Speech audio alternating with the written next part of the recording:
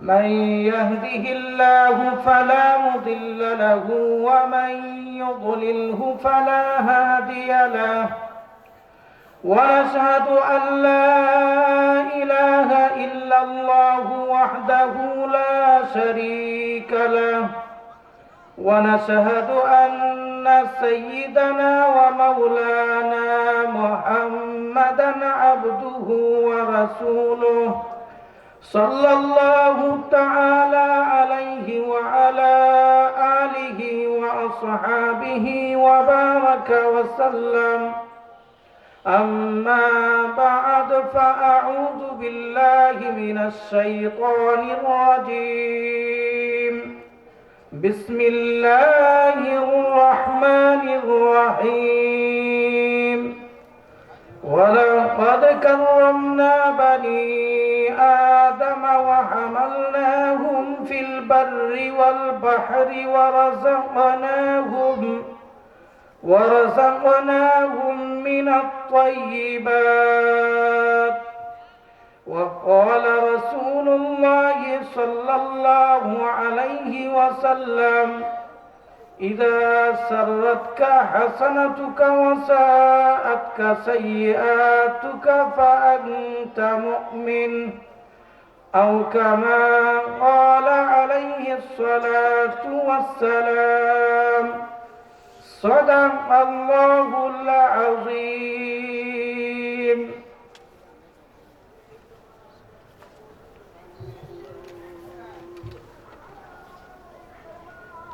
বিশ্ববরণ্য ওলিয়ে কামেল হাদিয়ে জামান মুসলিহে উম্মত মুর্শিদে বরহক কতিবে ইসলাম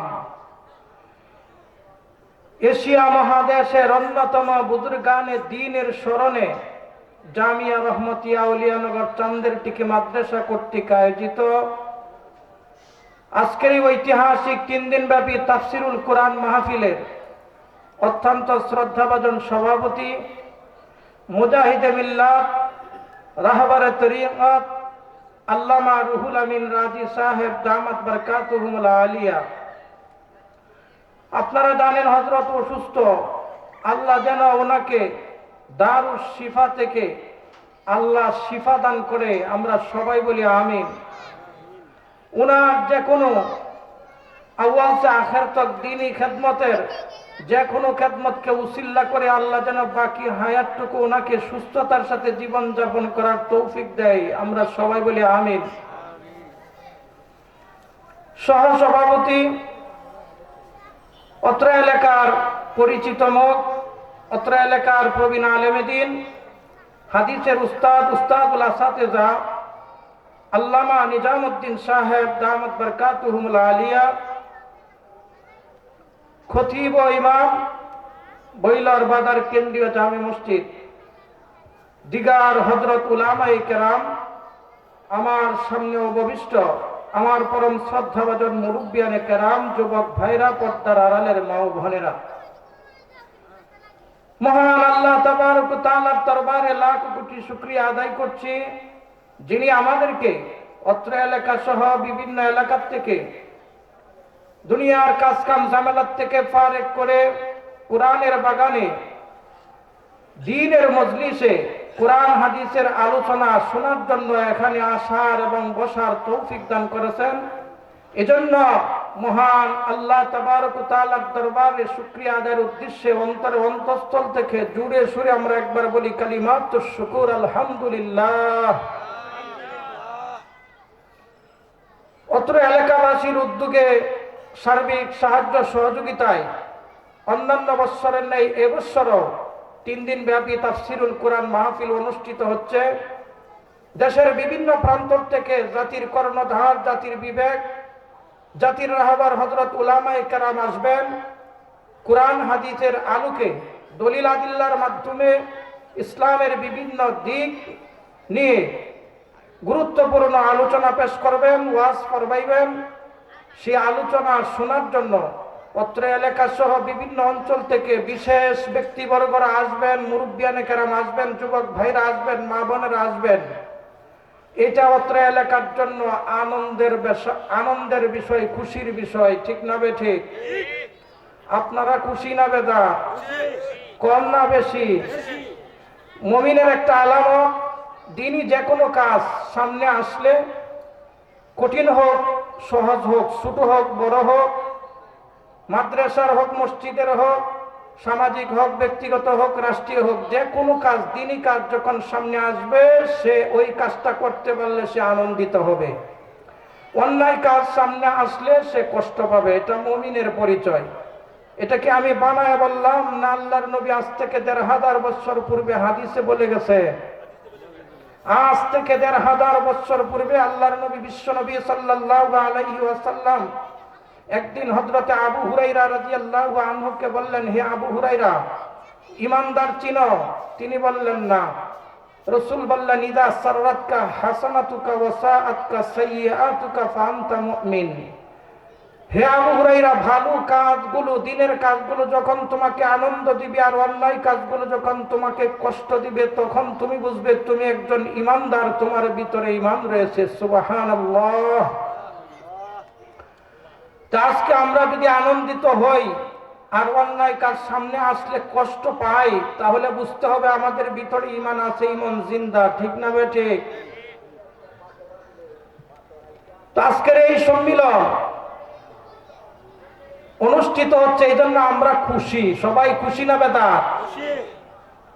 অনেক ভাই আছে বেদার, আছে না নাই? অনেক ভাই আছে বেদার, খুশি না, আজে বাজে মন্তব্য করে বসে আছে, এমন লোক আছে না নাই? এত সবার কি প্রয়োজন? এত সবার কোনো দরকার নাই, সবার কোনো ফায়দা নাই। হুজুর আসে, উল্টা পাল্টা চিল্লা চিল্লি করে সকালবেলা শেষ। এই সবার কোনো দরকার আছে? আপনারা কি বলেন, সবার দরকার আছে না নাই? সবার লাভ না লস? সবাই অনেক লাভ, আমরা বুঝি না। এক নম্বর হলো এই সবার মাধ্যমে, মাহফিলের মাধ্যমে একই সময়ে একই সামিয়ানার নিচে একই আওয়াজে শত শত মানুষ দিনের আলোচনা শুনতে পায়। ঠিক না বেঠিক? আজকে গ্রামে গঞ্জে পাড়ায় মহল্লায় শহরে বন্দরে প্রতি রাত্রে শত শত মাহফিল অনুষ্ঠিত হচ্ছে, যার কারণে এই কুফরি শক্তি, বাতিল শক্তি, কাদিয়ানি শক্তি, বেদাতি শক্তি মাথা ছাড়া দিয়ে উঠতে ভয় পায়। ঠিক না বেঠিক? এই মাহফিল গুলো হলো মুসলমানদের ঐক্যবদ্ধতার প্রমাণ। যদি প্রতি রাত গ্রামে গ্রামে মহল্লায় মহল্লায় শহরে বন্দরে মাহফিল গুলো না হতো, দিনের আওয়াজ উদিত না হতো, তাহলে ওই কাদিয়ানি শক্তি, বাতিল শক্তি, কুফরি শক্তি, এ সমস্ত শক্তি হকের বিরুদ্ধে মোকাবেলা করতে আসতো। ঠিক না বেঠিক? এই মাহফিলগুলোর কারণে, এই মাহফিলগুলোর থেকে হক ও হক্কানিয়াতের আওয়াজের কারণে আজকে তারা ভয়ে ভীত সন্ত্রস্ত। ঠিক না বেঠিক?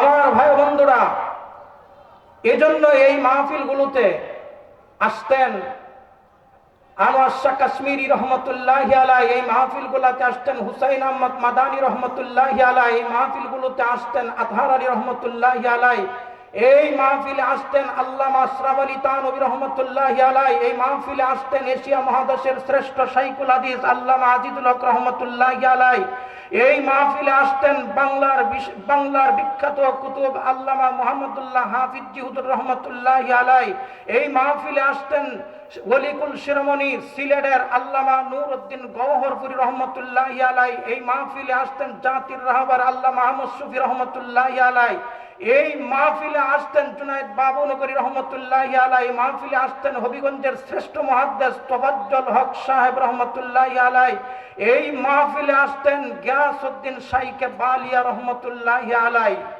সুতরাং এই মাহফিলে যদি কোনো ফায়দা না থাকতো, কোনো উপকার না থাকতো, এই সমস্ত হাস্তি, এই সমস্ত বড় বড় আলেম মাহফিলে আসতো না। কারণ অনর্থক ওয়াহেদুক ফায়দা ছাড়া কোনো কাজ করা ইসলামে জায়েজ নাই। সুতরাং তারাও না জায়েজ ফতোয়া দিয়ে মাহফিলগুলা বন্ধ করে দিত। ঠিক না বেঠিক? তাহলে তুমি চাষটলে আর দোকানে ফতোয়াবাজি করার কোনো দরকার নাই। ঠিক না বেঠিক? যে মাহফিলে কোনো উপকার নাই, লাভ নাই। এত বড় হাস্তি, এত বড় বড় বড় আলেম ওলামা যদি মাহফিলে আসতে পারে এবং মানুষদেরকে মাহফিলের গুরুত্ব বুঝাইতে পারে, তাহলে তুমি কোন জায়গার মুফতি? চাষটলে বৈশা বলো যে মাহফিলের কোনো দরকার নাই। এই মাহফিলগুলো হলো ইসলামের শিয়ার, ইসলামের নিদর্শন, ইসলামের সৌন্দর্য। মাথায় টুপি ইসলামের সৌন্দর্য, ইসলামের শিয়ার, ইসলামের নিদর্শন। দাড়ি ইসলামের নিদর্শন, পাঞ্জাবি পায়জামা ইসলামের নিদর্শন। আমরা প্রতি বৎসর ঈদগাহে শিশু, কিশোর, যুবক, বৃদ্ধ মিলে একত্রে যে ঈদগাহ ঈদের মাঠে ঈদের জামাত আদায় করি, ইসলামের নিদর্শন। দৈনন্দিন আমরা 5 ওয়াক্ত নামাজ আদায় করি। ওই নামাজ ঘরে পড়লেও হবে, বারান্দায় পড়লেও হবে, দোকানে পড়লেও হবে, কিন্তু মসজিদে গিয়ে দৈনন্দিন 5 ওয়াক্ত নামাজ জামাতের সহিত পড়ি, এটা ইসলামের নিদর্শন। ওই যে কানায় কাবা লক্ষ লক্ষ হাজিগণ তওয়াফ করে, এটা ইসলামের নিদর্শন। ইন্নাস সাফা ওয়াল মারওয়াতা মিন শাআইরিল্লাহ, সাফা মারওয়া সাই করে লক্ষ লক্ষ হাজিগণ, এটা ইসলামের নিদর্শন। 9 জিলহজ আরাফার ময়দানে লক্ষ লক্ষ হাজিগণ আল্লাহুম্মা লাব্বাইক লা শারীকা লাকা লাব্বাইক বলে আকাশ বাতাস মুখরিত করে তুলে, এটা ইসলামের নিদর্শন। বাংলার টঙ্গীর ইজতেমায় সারা বছর তাবলীগের ভাইরা মেহনত করে 3 দিন তাবলীগের টঙ্গী ময়দানে অবস্থান করে, এটা ইসলামের নিদর্শন। ঠিক অনুরূপভাবে বাংলার প্রত্যেকটা গ্রামে মহল্লায় প্রতি রাত্রে শত শত মাহফিল অনুষ্ঠিত হয়, এটাও ইসলামের নিদর্শন। ঠিক না বে ঠিক? আল্লাহ তাআলা বলেন ওয়া মান ইউআযযিম শাআইরাল্লাহি ফাইন্নাহা মিন তাকওয়াল কুলুব। আর ইসলামী সৌন্দর্যকে, ইসলামের নিদর্শনকে সম্মান করা, মর্যাদা দেওয়া, এটা তাকওয়া বা খোদাভীতির পরিচয়। সুবহানাল্লাহ। সুতরাং সেই মাহফিলগুলোকে সম্মান আর মর্যাদা দেখানোর দরকার আছে না নাই? আরেক মালে কয় মাহফিলে দাওয়াত করি, মাহফিলের দান করি না, এরকম আছে না নাই? সবার মধ্যে কেরাবার সাদা। আমি মসজিদও দান করি, মাদ্রাসায়ও করি না, মাহফিলেও করি নাই। মাহফিলে চিল্লাচিল্লি করিয়া শেষ, মাদ্রাসাও তো হইতে চিল্লাচিল্লি করে শেষ। মসজিদ আল্লাহর কাছে পবিত্র জায়গা, দান করি আর সরাসরি রবের কাছে কবুল হয়ে যায়।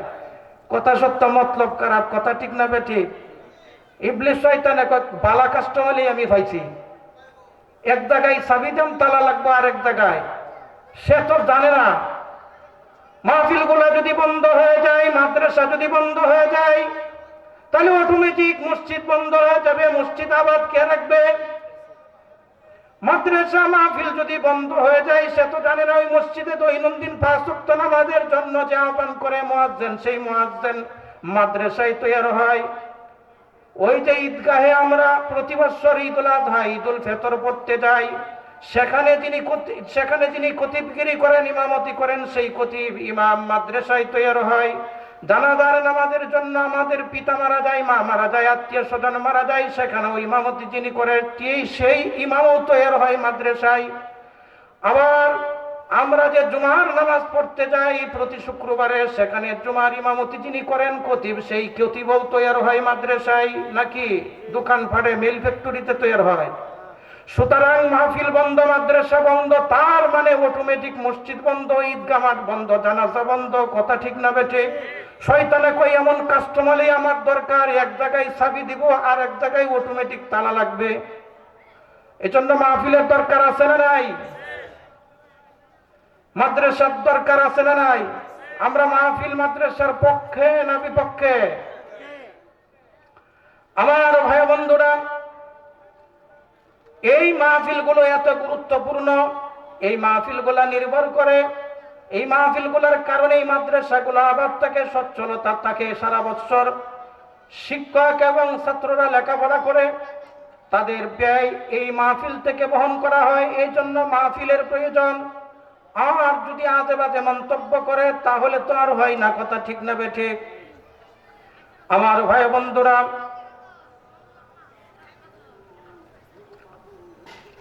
আমি খুতবার মধ্যে একটা আয়াত তেলাওয়াত করেছি, সেদিকে আর যেতে চাই না। আমি খুতবায় একটা আয়াত তেলাওয়াত করেছি, সূরা বনী ইসরাইলের 70তম আয়াত। এই আয়াতের আলোকে অল্প কিছুক্ষণ আমি আলোচনা করার জন্য চেষ্টা করব। আল্লাহ তাআলা যদি আমাকে তৌফিক দেয়, আল্লাহ পাক আমাদের সকলকে যেন এই আলোচনার উপর আমল করার সুযোগ দেন। আমরা সবাই বলি আমিন। আমাদের উপরে আল্লাহ তাআলার বড় দয়া, বড় ইহসান, বড় অনুগ্রহ যে আল্লাহ পাক রব্বুল আলামিন আমাদেরকে তামাম কায়নাতের মধ্যে আশরাফুল মখলুক, সৃষ্টির শ্রেষ্ঠ জীব মানুষ হিসাবে সৃষ্টি করে দুনিয়াতে পাঠাইছেন। সুবহানাল্লাহ। এই মানুষ হওয়ার জন্য আল্লাহর কাছে কোনোদিন আমরা কাকুতি মিনতি করিনি, কোনোদিন আবেদন নিবেদন করিনি, কোনোদিন দরখাস্ত করিনি, নাকি করেছি? আল্লাহ নিজের ইচ্ছায় স্বেচ্ছায় অনুগ্রহ করে আল্লাহ পাক আমাদেরকে তামাম কায়নাতের মধ্যে সবচেয়ে দামি শ্রেষ্ঠ মানুষ হিসেবে সৃষ্টি করে দুনিয়াতে পাঠাইছেন। আল্লাহ ইচ্ছা করলে আমাদেরকে বন জঙ্গলের ঘাস গাছরা লতা পাতা বানায় পাঠাইতে পারতেন। আল্লাহ ইচ্ছা করলে আমাদেরকে কীট পতঙ্গ সাপ বিচ্ছু বানায় পাঠাইতে পারতেন। আল্লাহ ইচ্ছা করলে আমাদেরকে গরু ছাগল বেড়া বকরি বানায় পাঠাইতে পারতেন। আল্লাহ ইচ্ছা করলে ভাগ ভাল্লুক হাতি ঘোড়া বানায় পাঠাইতে পারতেন, নাকি পারতেন না? যদি বানায়া পাঠাইতেন তাহলে আমরা আল্লাহর বিরুদ্ধে কোনো আন্দোলন সংগ্রাম সভা সমিতি কোনো কিছুই করতে পারতাম না, ঠিক না বেঠিক? কারণ যে সমস্ত সৃষ্টিকে আল্লাহ মানুষ বানায়নি তারা আল্লাহর দরবারে মিটিং মিছিল সভা সমিতি করে আন্দোলন করতে পারে না, নাকি পারে? নাকি এরকম শোনা যায় যে অমুক জায়গায় যাদেরকে আল্লাহ মানুষ বানায়নি অন্য সৃষ্টি বানিয়েছে তারা একত্রিত হয়ে সমাবেশ করে মিটিং মিছিল করে প্রতিবাদ জানাচ্ছে, বলছে হে আল্লাহ আমাদেরকে মানুষ বানাও, আমাদেরকে কেন মানুষ বানানো হলো না? আমাদেরকে মানুষ বানাইতে হবে, না হলে আন্দোলন সংগ্রাম চলবে, এরকম শোনা যায়। আমাদেরকেও যদি আল্লাহ তাআলা মানুষ না বানিয়ে অন্য সৃষ্টি বানাইতো তাহলে আল্লাহ পাক রব্বুল আলামিনের বিরুদ্ধে আমরা কোনো আন্দোলন সংগ্রাম সভা সমিতি কোনো কিছুই করতে পারতাম না, ঠিক না বেঠিক? কিন্তু আল্লাহ পাক রব্বুল আলামিন বলেন ওয়ালাকাদ কাররামনা বানি আদম ওয়া হামালনাহুম ফিল বাররি ওয়াল বাহরি ওয়া রাযাকনাহুম মিনাত তাইয়্যিবাত। তামাম কায়নাতের মধ্যে আমার যত সৃষ্টি রয়েছে, আকার আকৃতিতে শক্তিতে যত বড় সৃষ্টি রয়েছে, সমস্ত সৃষ্টির মধ্যে আমি একমাত্র বনি আদম তথা মানুষকে সবচাইতে সম্মান আর মর্যাদা দিয়ে দুনিয়াতে পাঠাইছি। সুবহানাল্লাহ। আল্লাহর সৃষ্টি এমনও রয়েছে আল্লাহর ইলমের মধ্যে মানুষের চাইতে হাজার হাজার গুণ আকার আকৃতিতে বড়, মানুষের চাইতে হাজার হাজার গুণ শক্তিতে বড়। এরপরে আল্লাহ পাক রব্বুল আলামিন মানুষকে সমস্ত সৃষ্টিজীবের উপর শ্রেষ্ঠত্ব দিয়েছেন। আল্লাহর তামাম কায়নাতের মধ্যে আল্লাহর ইলমের মধ্যে কত বড় বড় সৃষ্টি রয়েছে, উপমা দিলে আপনারা বুঝতে পারবেন। বিজ্ঞানীরা বলে আমাদের মাথার উপরে যে সূর্যটা দেখা যায় এই সূর্যটা পৃথিবীর থেকে 13 লক্ষ গুণ বড়। আবার বিজ্ঞানীরা বলে এই সূর্যটা দুনিয়াটা প্রথম আসমানের তুলনায় বিশাল মরুভূমিতে ছোট্ট একটা আংটির মতো। আবার প্রথম আসমান দ্বিতীয় আসমানের তুলনায় ছোট্ট একটা আংটির মতো। আবার তৃতীয় আসমান চতুর্থ আসমানের তুলনায় বিশাল মরুভূমিতে ছোট্ট একটা আংটির মতো। আবার চতুর্থ আসমান পঞ্চম আসমানের তুলনায় বিশাল মরুভূমিতে ছোট্ট একটা আংটি পরে থাকার মতো। আবার পঞ্চম আসমান ষষ্ঠ আসমানের তুলনায় বিশাল মরুভূমিতে ছোট্ট একটা আংটি পরে থাকার মতো। আবার ষষ্ঠ আসমান সপ্তম আসমানের তুলনায় বিশাল মরুভূমিতে ছোট্ট একটা আংটি পরে থাকার মতো। আল্লাহ তাআলা বলেন এত বিশাল বিশাল সৃষ্টি আমার, এর চেয়েও বড় সৃষ্টি আমার ইলমের মধ্যে রয়েছে। সুবহানাল্লাহ। আল্লাহর ইলমের মধ্যে এর চাইতে আরো বড় সৃষ্টি রয়েছে। কেমন? কিতাবের মধ্যে এসেছে আল্লাহ পাক রব্বুল আলামিন যখন জমি এবং গাছপালা তরুলতা সব কিছুর ডেকোরেশন তিনি সৃষ্টি করলেন, এরপরে আকাশের দিকে তিনি মনোযোগী হলেন, আকাশ সৃষ্টি করবেন। আকাশ বিক্ষিপ্ত অবস্থায় ছিল, এলোমেলো অবস্থায় ছিল, ঝুস এক এক অংশ এক এক জায়গায় ছিল। আল্লাহ তাআলা বলেন সুম্মাস্তাওয়া ইলাস সামাই ওয়া হিয়া দুখানুন ফাকালা লাহা ওয়ালিল আরদি আতিয়া তাওআন আও কারহা। আল্লাহ বলেন আমি আকাশের দিকে মনোযোগী হলাম, তখন আকাশ তো বিক্ষিপ্ত অবস্থায় ছিল, এলোমেলো অবস্থায় ছিল, খণ্ড বিখণ্ড ছিল। আমি আকাশকে লক্ষ্য করে বললাম ফাকালা লাহা আরদি আতিয়া তাওআন আও কারহা, আকাশ তোমার যে অংশে যে জায়গায় আছে প্রত্যেকেই প্রত্যেকের জায়গা থেকে আসমান হয়ে 7 স্তরে ফিটিং হয়ে যাও। তোমাদের ইচ্ছাই হয় বা অনিচ্ছাই হয় তোমরা তোমাদের জায়গায় চলে আসো। তখন আকাশ বলেছিল, আমরা স্বেচ্ছায় চলে আসলাম।